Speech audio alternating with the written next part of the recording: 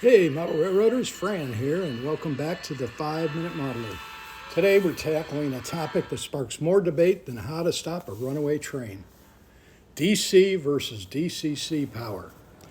Whether you're a seasoned veteran or just laying your first piece of track, this is a question that rolls into everyone's station. Now I know this can be a hot topic, and trust me, sometimes I even wonder if I've got it right on my own layout. But don't worry, we're going to break down the pros and cons of both DC and DCC to help you decide what's best for your railroad. Before I open this can of worms, remember, there's no single right answer here. The best choice for you depends on a bunch of factors: your budget, the size of your layout, whether you're an HO or N or something else, how many locomotives you dream of running at the same time, and a whole lot more. We'll be chugging through these key considerations. Before we get going, if you're enjoying the content here on the 5-Minute Modeler, make sure to hit that subscribe button and give us a big thumbs up. And because this is a topic with tons of different viewpoints, head down to the comments section and share why you chose DC or DCC for your layout. All right, let's get that discussion on the right track. All right, let's start with the classic. DC, or direct current, has been the workhorse powering model railroads for a good 6 decades. Personally, I spent years running my trains on DC, and even now, the Mackinac City docks on my layout, when it's running independently, and the HO layout I built for my grandson are powered by good old DC. So, what are the advantages? First up, cost effectiveness. DC power packs generally won't break the bank, often coming in under $100 brand new. And if you're lucky, you can snag used ones for even less at local train shows or on eBay. Think about it. To get started, all you really need is a power pack and a locomotive. No need for any fancy decoders right out of the gate. Next, we have reliability. These DC power packs are generally built like tanks. Not a whole lot can go wrong with them. I've got 2 old faithfuls, one's pushing 40 years and still keeps the trains running smoothly. Thirdly, universal compatibility. Almost. Virtually any locomotive will run on DC without needing any modifications. Those vintage engines from way back when, chances are they'll still happily move along on DC power.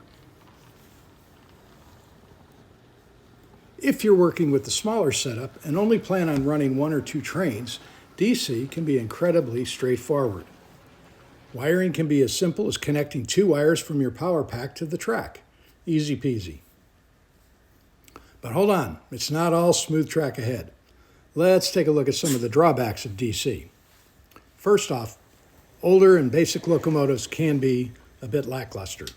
You might find that older locomotives tend to be a bit on the noisy side and might not offer the best slow speed control. Getting them to crawl realistically can be a challenge. Secondly, limited multi-train operation. DC locomotives won't run on DCC layouts without a decoder, and on a DC layout, multiple engines on the same track section will all respond to the same voltage. This means they might run at very different speeds, even if you want them to go to the same pace. If you're dreaming of a sprawling layout with multiple trains running independently, DC can get complicated fast. You'll likely need to create separate electrical blocks and use a system of switches to control power to the different sections. This can shift your focus from actually running trains just to constantly flipping switches. And it definitely adds to the wiring spaghetti under your layout. Fourthly, the lack of bells and whistles, literally. DC engines and power packs generally don't offer built-in sound or adjustable lighting effects. Typically, the lights get brighter as you increase the speed and voltage. Not very realistic. And finally, inconsistent performance between locomotives. Locomotives from different manufacturers often respond differently to the same voltage.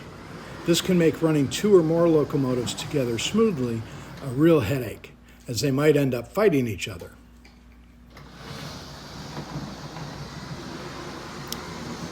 Did I miss any crucial DC pros or cons? Let me know down in the comments. Okay, let's shift gears and talk about DCC, which stands for Digital Command Control.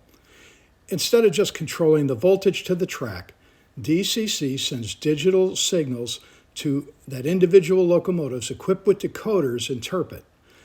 Think of DCC power supplies as mini computers offering a ton of programmability. Let's look at the bright side of DCC. First up, superior multi-train control, speed, direction, lighting, and even sound. Plus, DCC makes running consist, multiple locomotives linked together, a breeze. You can fine-tune how each locomotive responds so engines from different manufacturers can work together seamlessly. Second, sound and light extravaganza. Many DCC decoders and locomotives come equipped with amazing sound and light features.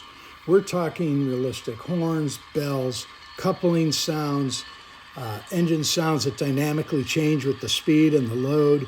You can control individual lights, ditch lights, headlights, Mars lights, etc. Thirdly, wiring is simplified for complex layouts. Generally, wiring for DCC is much simpler, especially for larger layouts. You don't need to worry about separate electrical blocks for multiple trains. The entire track is powered with a constant voltage, and the decoders in each engine listen for their unique digital address and respond accordingly. In many cases, it's just two wires from your DCC system to the track. On my N-scale layout, that's exactly what I have. I have feeders, of course, that go to the bus wire, but power goes to the track at one spot, and it flows throughout the entire layout, which is over 100 feet of track. Fourth, incredible slow-speed operation. DCC allows for incredibly smooth and realistic slow-speed operation. You can get your locomotives, like this one, to creep along at a snail's pace with amazing control.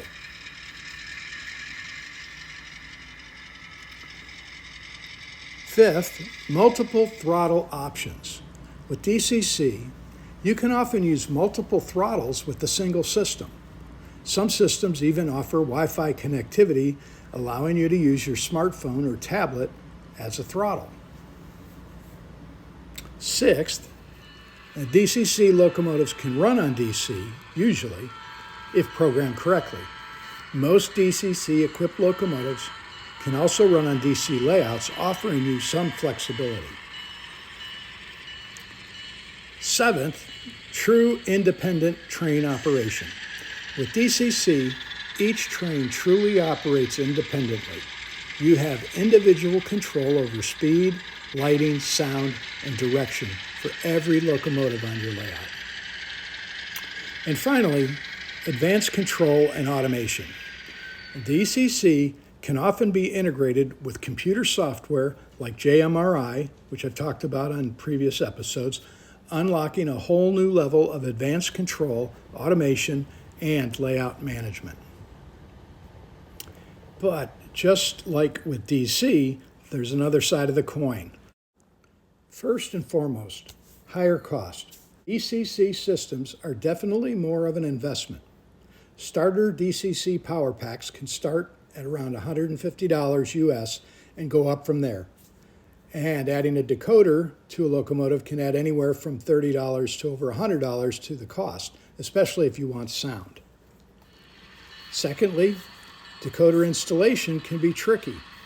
Adding DCC to older locomotives that weren't designed for it can be even more complicated and sometimes requires advanced modeling skills. Thirdly, the learning curve.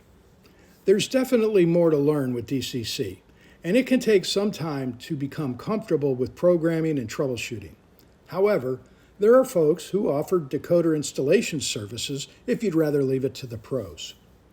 The sheer number of programming options can feel overwhelming at first.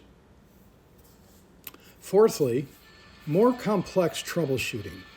When things go wrong with DCC, troubleshooting issues like short circuits or programming errors can be a bit more complex than with DC. And finally, decoder damage risk. While most DCC systems have built-in protection.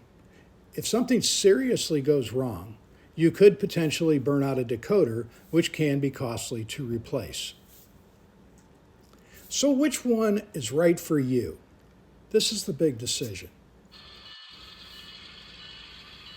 The million-dollar question, which system should you choose?